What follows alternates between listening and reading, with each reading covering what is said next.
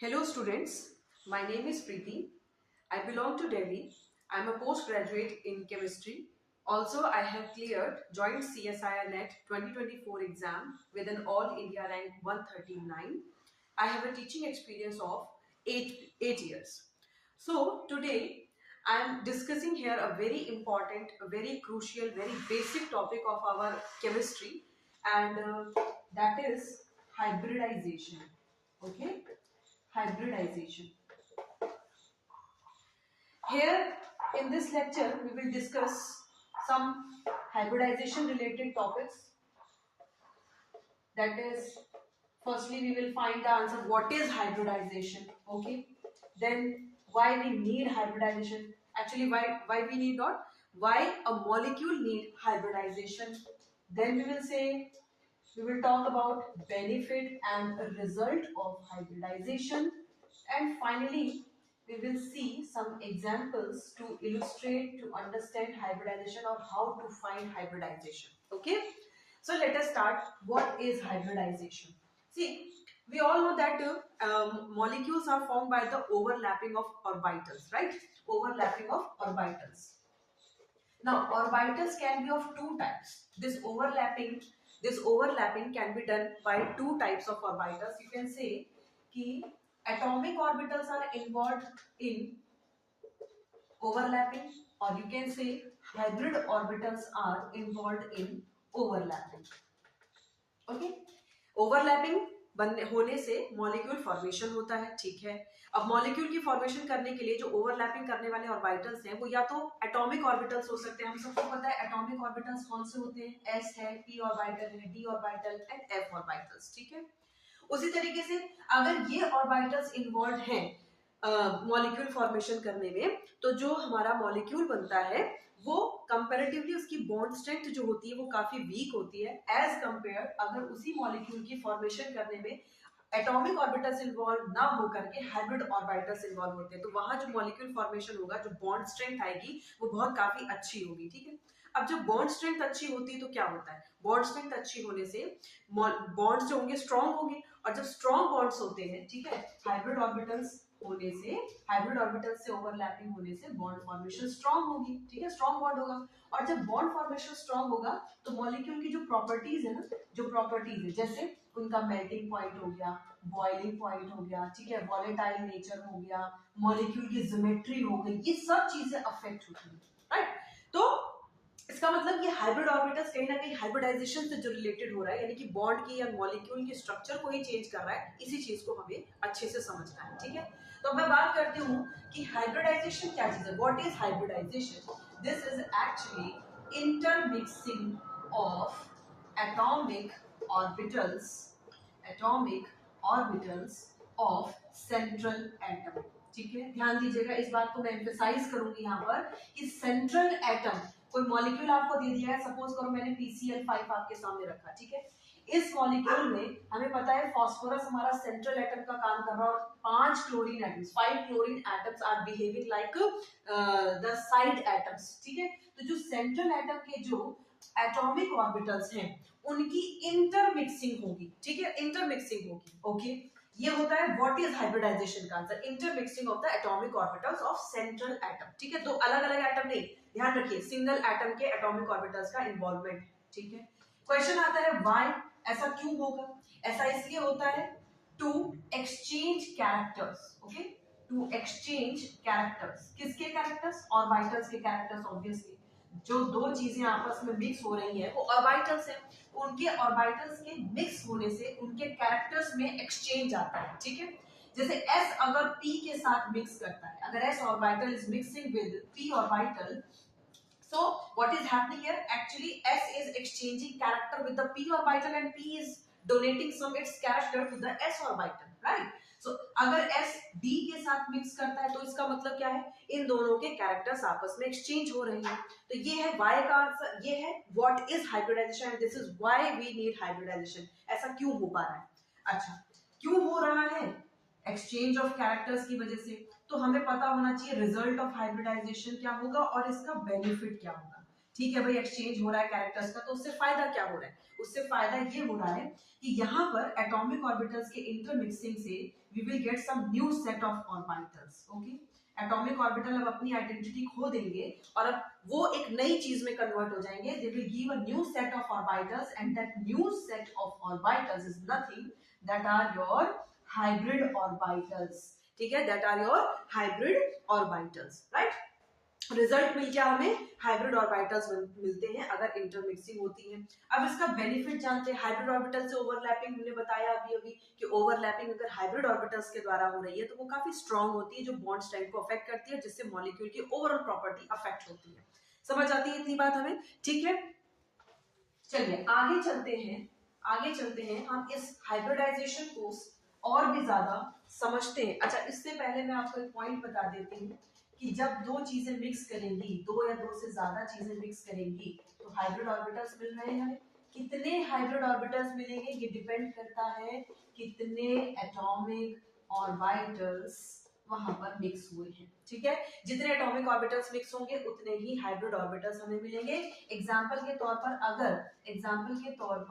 अगर एक s orbital दो p ऑर्बिटल्स के साथ मिक्स करता है तो आपको मिलेंगे ओवरऑल कितने ऑर्बिटल्स? 1 2 और 3 ही हाइब्रिड ऑर्बिटल्स मिलेंगे. अच्छा, उनका नाम क्या होगा वो भी हमें आना चाहिए, क्योंकि एक s ऑर्बिटल इन्वॉल्व है और दो p ऑर्बिटल्स इन्वॉल्व है तो उसका नाम पड़ेगा sp2 हाइब्रिड ऑर्बिटल्स. ठीक है, 3 sp2 हाइब्रिड ऑर्बिटल्स मिलेंगे. तीनों की एनर्जी, तीनों का कैरेक्टर्स बिल्कुल सेम होगा, सब कुछ सेम होगा, जिसकी वजह से उनके द्वारा होने वाली बॉन्डिंग के कैरेक्टर्स भी बिल्कुल क्या होंगे? सेम होंगे. चलिए अब इस चीज को हम लोग क्या करते हैं तो बहुत बढ़िया एग्जांपल से समझते हैं. तो बहुत बेसिक एग्जांपल से समझते हैं और ये दो एग्जांपल्स हमें क्या करेंगे, आगे हम इनसे क्या करने वाले हैं. ठीक है, ज्योमेट्री सीखने के बाद, सॉरी हाइब्रिडाइजेशन सीखने के बाद हम आगे अपना फर्दर क्या टॉपिक बनाने वाले हैं वो भी हमें यहीं से समझ में आ जाएगा. देखिए, ये हमारा सेंट्रल एटम है, हमें पता है इसका एटॉमिक नंबर है 6, राइट. इसकी कॉन्फ़िगरेशन अगर मैं लिखती हूँ आपके सामने 1s2 2s2 2p2. ठीक है, वैलेंस शेल कॉन्फ़िगरेशन को मैं यहाँ इलैबोरेट करके लिख रही हूँ, पूरा ओपन अप करके लिख रही हूँ. ये है 2s सब शेल और ये है 2p सब शेल, राइट. हमें पता है कि कार्बन को 4 बॉन्ड्स बनाने हैं, राइट. 4 बॉन्ड्स बनाने के लिए उसके पास 4 ही ये आपके ऑर्बिटल्स होने चाहिए. कैसे? हाफ फील्ड ऑर्बिटल्स होने चाहिए, पर हमें दिखाई दे रहा है 2 ही हाफ फील्ड ऑर्बिटल्स हैं. सबसे पहले इसको 4 ऑर्बिटल लाने के लिए, 4 हाफ फील्ड ऑर्बिटल लाने के लिए अपनी एक्साइटेड स्टेट में जाना होगा. ये एस्टेरिक सिंबल मुझे एक्साइटेड स्टेट शो कर रहा है. ठीक है, एक्साइटेड स्टेट का मतलब है 2s ऑर्बिटल से एक इलेक्ट्रॉन प्रमोट हो जाता है 2p ऑर्बिटल में. तो अब कॉन्फ़िगरेशन कुछ इस तरीके की आपको दिखाई देती है. अब आपको दिखाई दे रहा है एक s ऑर्बिटल है, बाकी 3 p ऑर्बिटल है, दोनों के बीच में मैंने गैप रखा है. इसका मतलब इनकी एनर्जी में डिफरेंस है, ये अलग अलग तरह के ऑर्बिटल्स हैं. इसका मतलब इनसे होने वाली जो बॉन्डिंग होगी वो भी नेचर वाइज बिल्कुल क्या होगी? अलग होगी. तो हमें नेचर बॉन्डिंग का अलग नहीं रखना, चारों बॉन्ड्स मुझे सेम रखने हैं. And for that purpose firstly these 4 orbitals will intermix, यानी कि हाइब्रिडाइज होंगे. They will result in the formation of 4 sp3 hybrid orbitals. sp3 क्यों बोला मैंने? क्योंकि एक s ऑर्बिटल इन्वॉल्व है, 3 p ऑर्बिटल्स इन्वॉल्व है. ठीक है, अब यही फिलिंग ऑफ इलेक्ट्रॉन्स अपने Aufbau principle, Hund's rule of multiples, Hund's rule के according and Pauli exclusion principle के अकॉर्डिंग हमें फिल करने की पहले सिंगली फिल्ड करने हैं. ठीक है, नहीं. अब आप आते हैं अपने इन हाइड्रोजन एटम्स के पास, अपने एक एक इलेक्ट्रॉन जो उनकी 1s सब शेल में प्रेजेंट है उनको ये क्या कर देंगे? डोनेट कर देंगे. इसका मतलब यहाँ पर बॉन्डिंग हो जाएगी. मींस आपके पास 4 हाइड्रोजन एटम इस सेंट्रल एटम से अटैच हो जाएंगे. ठीक है, तो इसमें हमें क्या रिजल्ट मिलता है? इसमें हमें रिजल्ट मिलता है कि यहाँ पर sp3 हाइब्रिडाइजेशन है. ठीक है, अभी आगे मैं आपको समझाऊंगी कि ज्योमेट्री जब आपको इसकी देखी जाएगी, जब इसकी ज्योमेट्री देखी गई तो sp3 हाइब्रिडाइजेशन के साथ इसकी ज्योमेट्री मिलती है टेट्राहेड्रल ज्योमेट्री. ठीक है, बात करते हैं दूसरे मॉलिक्यूल की जो कि है हमारा अमोनिया. इसमें सेंट्रल एटम है अपना नाइट्रोजन, इसका एटॉमिक नंबर है 7. मुझे इसकी कॉन्फ़िगरेशन को लिखना है 1s2 2s2 2p3. Valence shell आपके पास 2s सब शेल है जिसको मैंने ओपन अप करके आपके सामने लिख दिया. अब कुछ स्टूडेंट्स यहाँ पर कह सकते हैं कि अगर इसको 3 हाइड्रोजन एटम्स के साथ बॉन्डिंग करनी है तो इसके पास 3 already hydrogen vacant half field orbitals present हैं, तो ये डायरेक्ट बिना हाइब्रिडाइजेशन के साथ हाइड्रोजन के साथ बॉन्डिंग कर सकता है. लेकिन ऐसा नहीं है. स्टडी शो करती है कि p orbitals are not involved in bonding here. यहाँ पर हाइब्रिडाइजेशन कैरेक्टर शो होता है, वो हम आगे डिटेल आपको बताते चले जाएंगे कि कैसे ये सब चीजें पता चलती हैं, ठीक है। तो यहाँ पर भी आपकी हाइब्रिडाइजेशन होगी यानी इंटरमिक्सिंग होगी। अगेन कितने ऑर्बिटल्स इन्वॉल्व हैं, 1 2 3 4, 4 orbitals are involve, means 1 s and 3 p orbitals are there. तो हाइब्रिडाइजेशन क्या आती है अपने पास, sp3 हाइब्रिडाइजेशन। sp3 है तो 4 ही मेरे पास ऑर्बिटल्स आएंगे जिनका नाम होगा sp3 हाइब्रिड ऑर्बिटल्स। इनको फिल कर दीजिए, ठीक है। कितने हैं, 3 and 2 5 इलेक्ट्रॉन्स हैं। तो आपने पहले क्या किया, 1 2 3 4, 1 2 3 4 एंड दिस वन, ठीक है। अब देखिए जो आपके हाफ फिल्ड ऑर्बिटल्स है, यहाँ पर एक एक इलेक्ट्रॉन हाइड्रोजन क्या करेगा, डोनेट करेगा, ताकि इनके साथ क्या हो सके, बॉन्डिंग हो सके, ठीक है। नाइट्रोजन के साथ बॉन्डिंग होगी और ये जो पेयर है नॉन बॉन्डिंग इलेक्ट्रॉन पेयर, ये एज लोन पेयर रहता है। ये कैसा रहता है, लोन पेयर की फॉर्म में रहता है, ठीक है। यानी यहाँ पर भी कंक्लूजन निकलता है कि अमोनिया मॉलिक्यूल में नाइट्रोजन के पास sp3 हाइब्रिडाइजेशन है एंड ज्योमेट्रिकल स्टडी शो करती है कि इसकी जो स्ट्रक्चर है, इसकी जो ज्योमेट्री है वो पिरामिडल है। वो कैसी है, पिरामिडल है, ठीक है। Let me show you this. देखिए गाइस, ये कार्बन है सेंट्रल एटम, ठीक है, कार्बन है सेंट्रल एटम। ये 4 बॉन्ड्स आप दिखा रहे हैं, एक बॉन्ड ऊपर प्लेन में है, एक बॉन्ड ये प्लेन में है साइड में, ठीक है। ये जो थोड़ा सा बोल्ड होता है इसको हम कहते हैं ये बाहर की तरफ आ रहा है, ये टेट्राहेड्रल ज्योमेट्री है। एक्चुअली में ये 3D में इस तरह से दिखाई देती है, ठीक है। और ये जो बॉन्ड है ये पीछे की तरफ जा रहा है, टेट्राहेड्रल ज्योमेट्री में एक बॉन्ड पीछे की तरफ, यानी टेट्राहेड्रल ज्योमेट्री में 2 बॉन्ड प्लेन में है और एक बॉन्ड प्लेन से बाहर है, एक बॉन्ड प्लेन के पीछे है। तो जब इनको मैं चारों को आपस में ज्वाइन करती हूँ तो ये टेट्राहेड्रल ज्योमेट्री मुझे मिलती है, ठीक है। ये हो गया आपका कौन सा मॉलिक्यूल, अमोनिया मॉलिक्यूल, जिसमें sp3 hybridization tetrahedral geometry, sorry methane molecule, this is your methane molecule.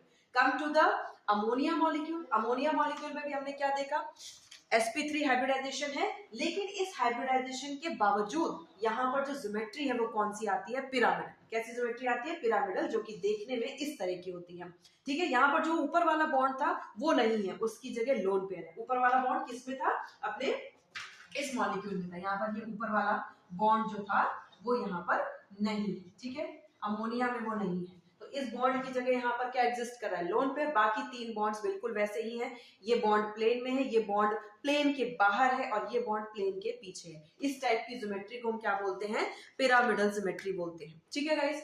अब देखिए यहाँ से हमारे दिमाग में क्वेश्चन अराइज होता है कि दोनों की हाइब्रिडाइजेशन सेम है, लेकिन फिर भी दोनों की ज्योमेट्री में क्या है, फर्क है। दोनों की ज्योमेट्री बिल्कुल अलग है। इसका मतलब हमारा जो नेक्स्ट कॉन्सेप्ट अराइज होगा वो यही से अराइज होता है कि कैसे ज्योमेट्री जो है अफेक्ट होती है हाइब्रिडाइजेशन से, ठीक है। कैसे हाइब्रिडाइजेशन इज अफेक्टिंग ज्योमेट्री। तो हमारा जो नेक्स्ट टॉपिक बनेगा वो यही बनेगा कि हाइब्रिडाइजेशन एंड ज्योमेट्री में क्या लिंक बैठता है, ठीक है जी, क्या लिंक बैठता है, ठीक है। फाइनली आपको हमने क्या क्या पढ़ा, हमने पढ़ा व्हाट इज हाइब्रिडाइजेशन। तो हमने कहा कि hybridization is intermixing of atomic orbitals of an atom. एक ही एटम के ऑर्बिटल्स आपस में इंटरमिक्सिंग करते हैं, क्या बनाते हैं, वो बनाते हैं न्यू ऑर्बिटल्स, ठीक है। न्यू ऑर्बिटल्स का फॉर्मेशन होता है, उन न्यू ऑर्बिटल्स को हम क्या बोलते हैं, हाइब्रिड ऑर्बिटल्स बोलते हैं। ये ओवरलैपिंग इनसे होती है तो बहुत अच्छी होती है, बॉन्ड स्ट्रेंथ अच्छी जाती है, ठीक है। कितने हाइब्रिड ऑर्बिटल्स आएंगे, जितने एटॉमिक ऑर्बिटल्स इन्वॉल्व होंगे उतने ही हाइब्रिड ऑर्बिटल्स बनेंगे, ठीक है। हाइब्रिड ऑर्बिटल की संख्या उनके बराबर होगी। और उसके साथ मैंने आपको 2 एग्जांपल दिए हैं, CH4 एंड अमोनिया का, ठीक है।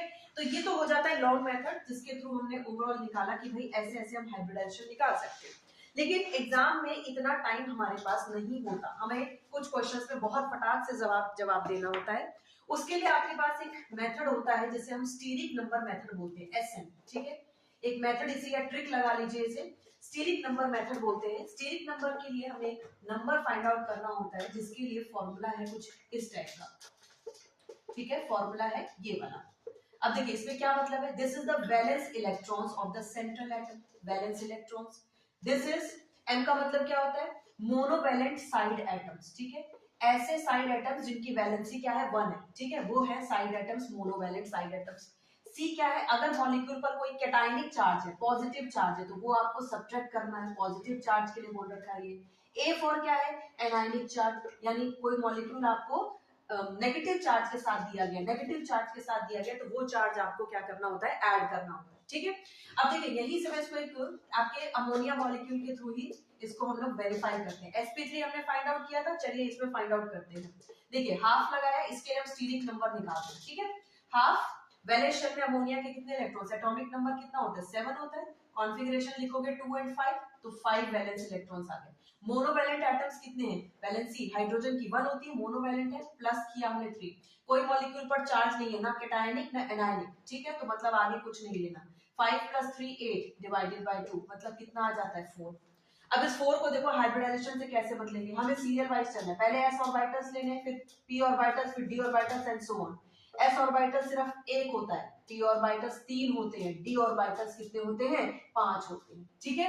तो देखिए 4 हमें कंप्लीट करना है, तो स्टार्टिंग करिए s से, ठीक है। एक ले लिया मतलब 3 ऑर्बिटल्स और लेने, 3 और कौन आ जाएंगे हमारे पास, p ऑर्बिटल्स आ जाएंगे, तो आपके पास हाइब्रिडाइजेशन कितनी आ जाती है sp3, ठीक है। एक और एग्जांपल करवा देती हूँ, बाकी प्रैक्टिस आप खुद करेंगे, ठीक है। देखिए PCl5 मैंने लिया था एग्जांपल, इसमें फास्फोरस अपना सेंट्रल एटम है, 15th एटॉमिक नंबर है, इसकी कॉन्फ़िगरेशन है 2 8 एंड 5, राइट। लगाइए ये formula, half then valence shell के इलेक्ट्रॉन्स अगेन इसमें 5 है। आपके हेलोजन फैमिली के एटम्स भी मोनोवैलेंट होते हैं, 5 + 5 रख दिया हम लोगों ने, बाकी कोई चार्ज नहीं है, यानी कि यहीं पर फिनिश।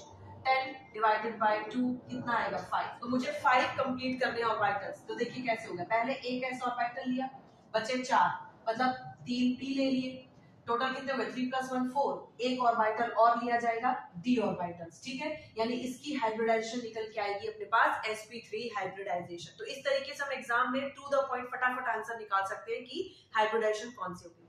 अब हमारे आगे के कॉन्सेप्ट है कि आपको बताया मैंने कि हाइब्रिडाइजेशन और ज्योमेट्री में क्या लिंक है वो, और नेक्स्ट हम ये देखेंगे कि यहाँ पर d ऑर्बिटल, जो 5 d ऑर्बिटल्स हैं उनमें से कौन सा d ऑर्बिटल हम यूज करेंगे, वो हमें सब सीखना होगा आगे के लेक्चर्स में, ठीक है। तब तक हमें थोड़ी प्रैक्टिस करनी है हाइब्रिडाइजेशन फाइंड आउट करने के लिए। Till then thank you.